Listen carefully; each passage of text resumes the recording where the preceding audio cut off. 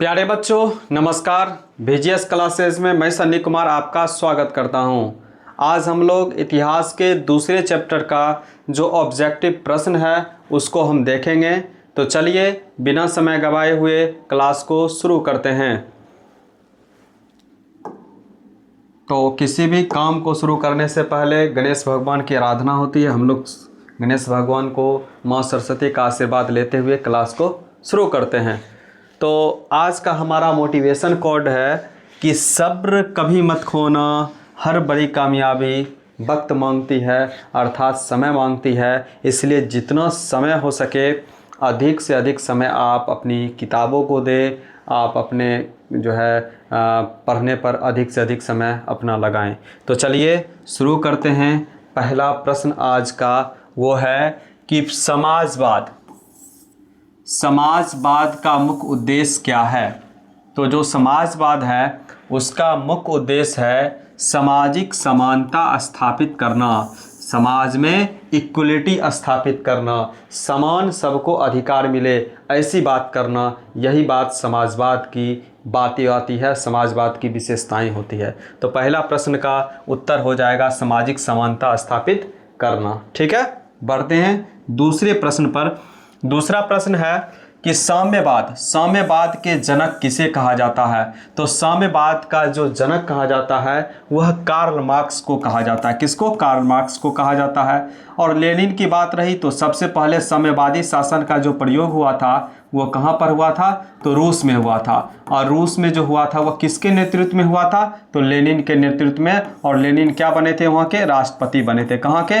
रूस के ना। अच्छा, इनकी मृत्यु कब हुई थी ये भी पूछा गया, एक प्रश्न है। एक बार प्रश्न पूछा गया कब हुई थी? 1924 ईस्वी में हुई थी। तो इसको भी आपको ध्यान में रखना है। ठीक है, उसके बाद बढ़ते हैं दूसरे प्रश्न की ओर। आगे है कि कार्ल मार्क्स किस देश के निवासी थे।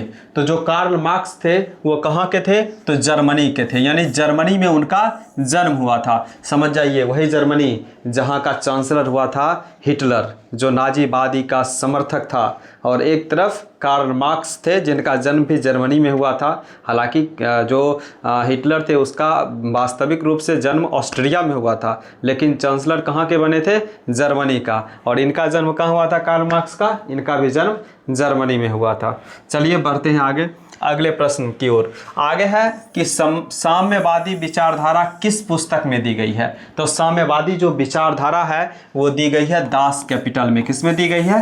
दास कैपिटल में। इसलिए इसको कहा जाता है समाजवादियों की बाइबल। क्या कहा जाता है? समाजवादियों की बाइबल। ये भी आपको याद रखना है, ठीक है ना, ये भी कहा जाता है। और इसके लेखक कौन है? इसके लेखक कौन है? कार्ल मार्क्स हैं। कौन है?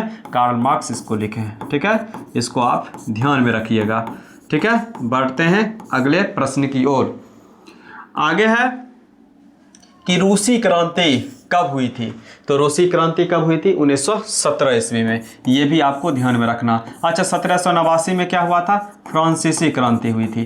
क्या हुई थी? फ्रांसीसी क्रांति हुई थी। ये भी आपको ध्यान में रखना है। अच्छा, 1947 में क्या हुआ था? हमारा देश आज़ाद हुआ था ना, हम लोग क्या हुए थे? आज़ाद हुए थे।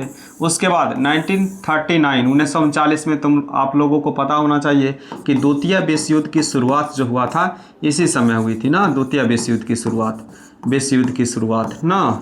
और कब से कब तक चला था आपको ये भी ध्यान में रखना है। 1939 से 45 तक चला था ना, 1945 तक। ठीक है, बढ़े अगले प्रश्न की ओर। आगे है 6 नंबर प्रश्न है कि रूस का अंतिम जार कौन था। अच्छा, जार का अर्थ क्या होता है? एक बार ये प्रश्न पूछा गया, जार का अर्थ क्या होता है? एक आपके एनसीईआरटी में भी है। तो जार का जो अर्थ होता है वो होता है कौन सी?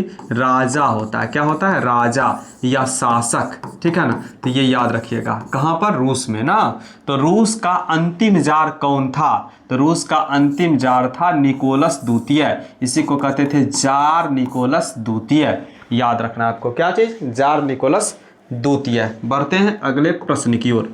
आगे है 7वां नंबर प्रश्न है कि बोल्शेविक दल का नेता कौन था। तो बोल्शेविक दल का नेता कौन था? लेनिन था। कौन था? लेनिन था। ये आपको ध्यान में रखना है।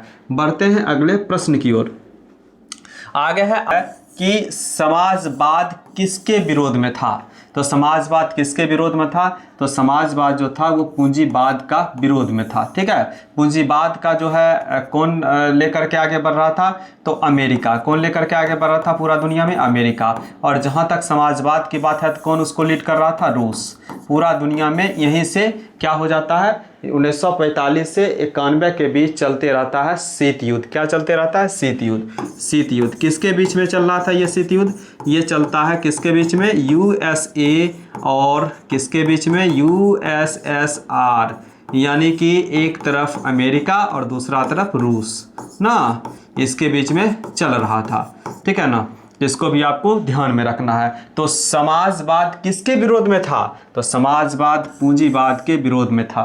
ठीक है ना, आज भी नारा लगाया जाता है पूंजीवाद हो बर्बाद। आगे बढ़ते हैं अगले प्रश्न की ओर।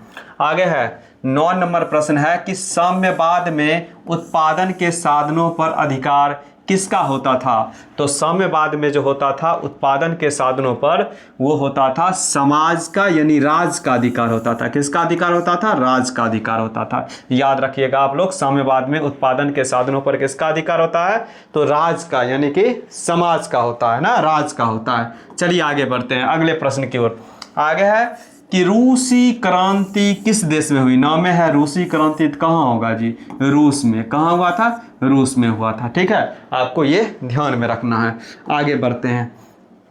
आगे है 11 नंबर प्रश्न की दास कैपिटल के लेखक कौन है? तो दास कैपिटल के लेखक कौन है? तो कार्ल मार्क्स हैं। कौन है? Karl Marx. इसको भी आपको ध्यान में रखना है। ठीक है, बढ़ते हैं अगले प्रश्न की ओर।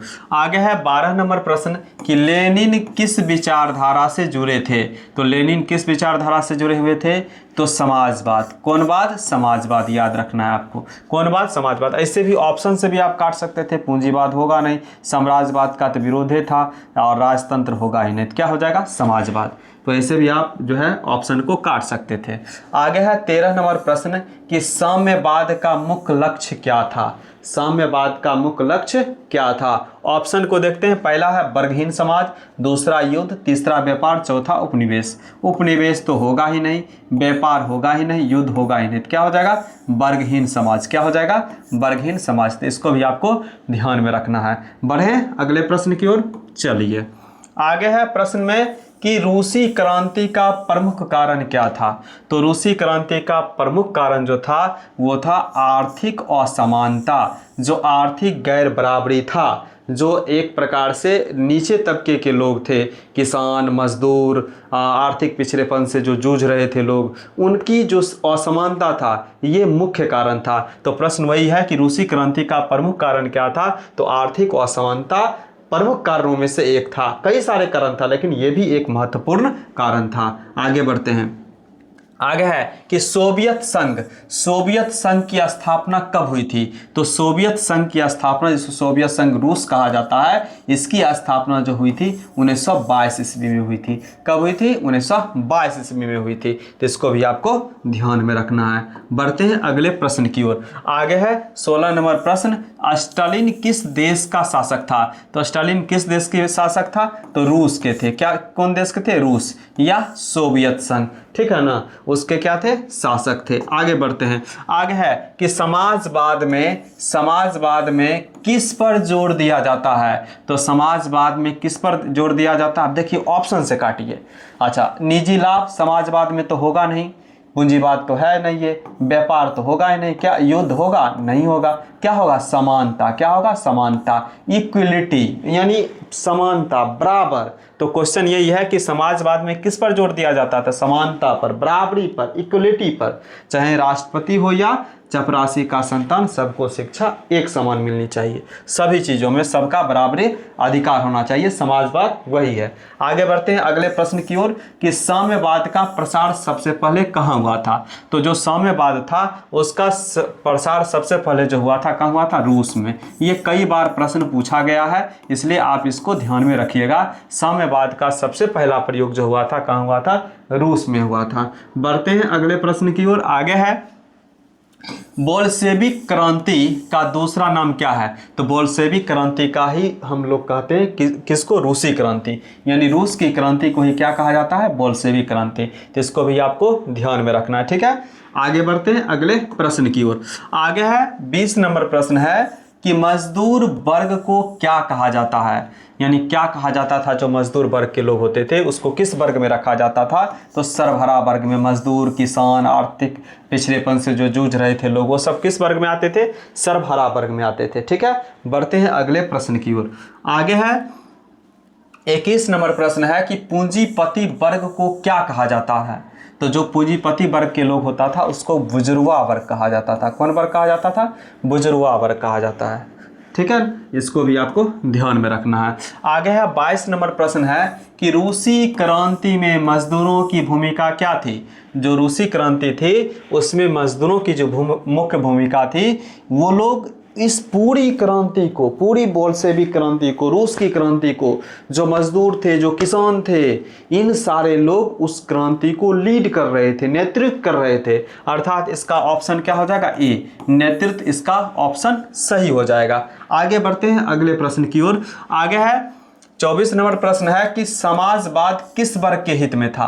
तो जो समाजवाद था वो मेन रूप से मजदूर वर्ग के हित में था। ऑप्शन से अगर चलेंगे तो क्या हो जाएगा, मजदूर वर्ग के हित में था। ठीक है, बढ़ते हैं अगले प्रश्न की ओर। अच्छा, मजदूर दिवस कब मनाया जाता है बताइएगा, मजदूर दिवस कब मनाया जाता है,